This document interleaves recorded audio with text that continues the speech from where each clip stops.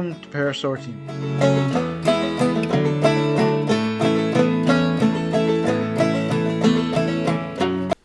Welcome to Parasortium.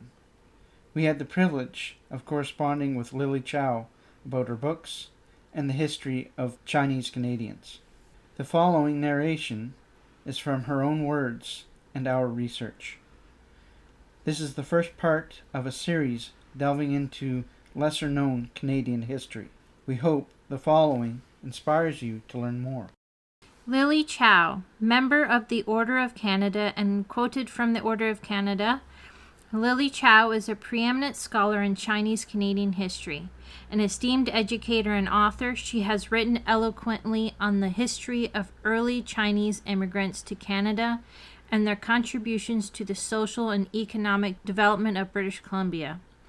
A tireless advocate for human rights and social justice, she has sought redress for the injustices done to the Chinese community in the province. She has also deepened our understanding of relations between the Chinese Canadian community and First Nations throughout the Fraser Canyon and the Thompson-Nicola Regional District. End quote.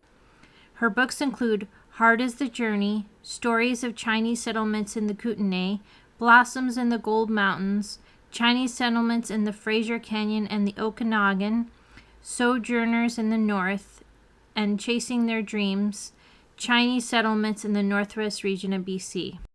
Lily stated, quote, "All my writings and books are attempted to let my children and my readers who are interested to know about the regulations and rules of the Canadian government, both in provinces and federation, that had affected the lives of Chinese Canadians who ventured to the foreign lands and make lives possible and good for themselves and their families." Can you tell us about the first Chinese immigrants that made it to Canada and how they were treated in the beginning? Chinese were facing turmoil and terrible tragedies that made life difficult and some balanced on the edge of survival. Lily tells us some of the many challenges they were facing. Towards the end of the Qing dynasty, 1644 to 1911, the majority of the Chinese in Guangdong province were peasants who were living in poverty and starvation. End quote.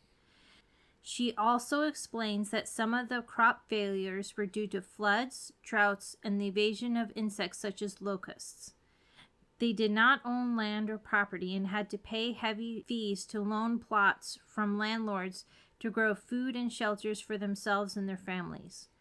They also suffered from robberies by bandits, foreign invasions, and wars such as the Opium Wars of 1839 to 1842, the First and Second Sino-Japanese War of 1894 to 1895 and 1937 to 1945. And the Boxer Rebellion of China, 1899 to 1901. She then explains why BC was so enticing to those looking to better their lives. She states, the Fraser Gold Rush of 1858 and the Caribou Gold Rush of 1862 offered opportunities to the Chinese immigrants to find jobs and wealth. The earliest arrivals were miners, then followed by many laborers and a few were merchants such as the Quang Li Company. After 1885, discrimination against Chinese people began, but industries could not find enough white people to work in the industries such as fisheries, agriculture, domestic services, and others. Chinese that came to Canada were often treated as expendable and not much better than slaves. They were an integral part of building the railroad. An estimated 600 died building it, but it's much more likely that there were many more undocumented deaths. In some cities, the white people also demanded physical separation, forcing them to live in designated areas that became the Chinatowns. This segregation continued in death. Ross Bay Cemetery has a designated section for Aborigines and Mongolians. The first few graves were described as Chinaman number 1, Chinaman number 2, and so on.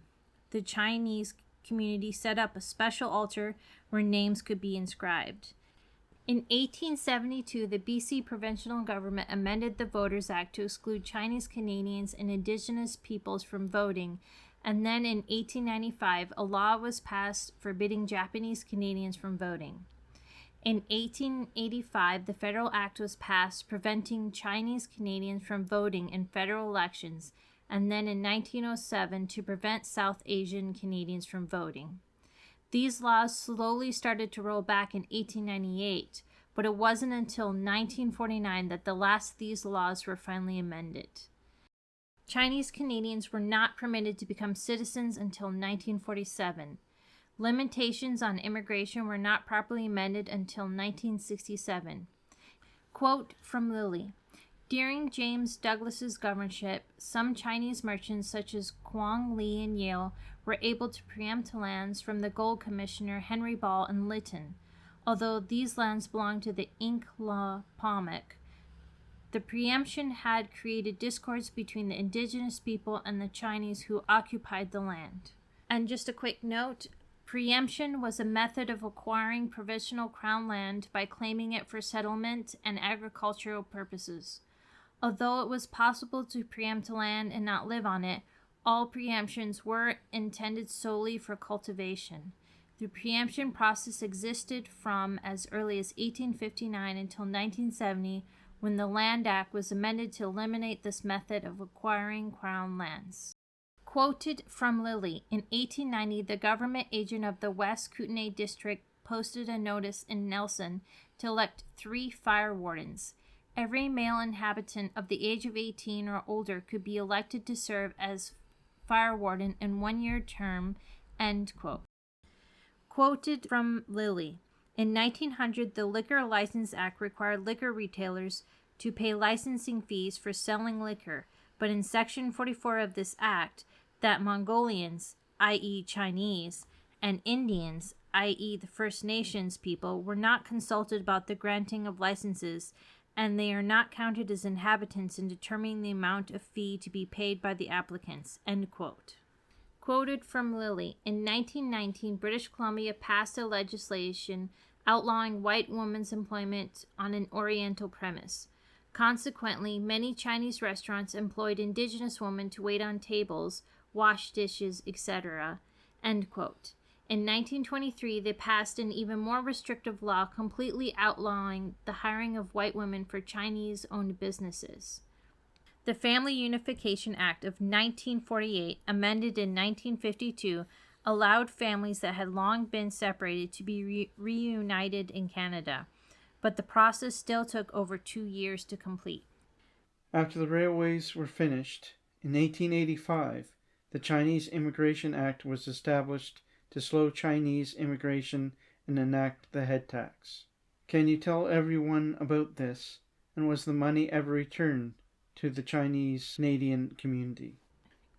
Quoted from Lily: in 1885, the head tax of $50 was enforced on Chinese immigrants, and that was increased to $100 in 1901 and further increased to $500 in 1904, end quote.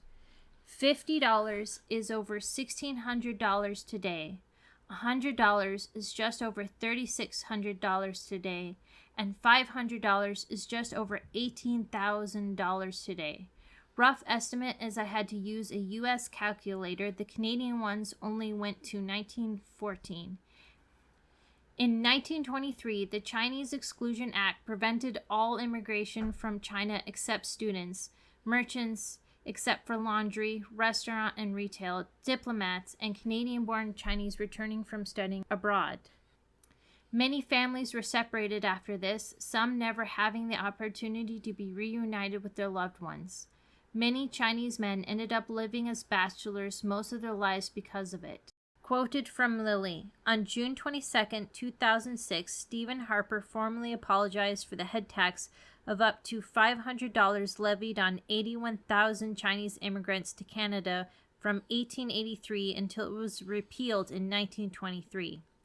Very few old-timers had received the payments, but quite a few of them with children went to Ottawa to witness this historically important page of Canadian history. My father-in-law was one of the very early Chinese immigrants who had to pay the head tax, end quote.